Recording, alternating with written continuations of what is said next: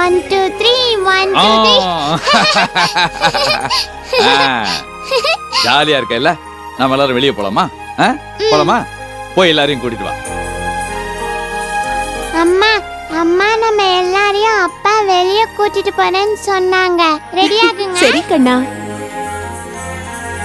Anti makeup போட்டதெல்லாம் போதும், சீக்கிரம் ரெடி ஆகுங்க. பாட்டி பாட்டி அப்பா நம்ம எல்லாரையும் வெளியில கூட்டிட்டு போறாங்க. அப்படியாம்மா? அப்பா நம்ம எங்கப்பா போறோம்? என்னங்க?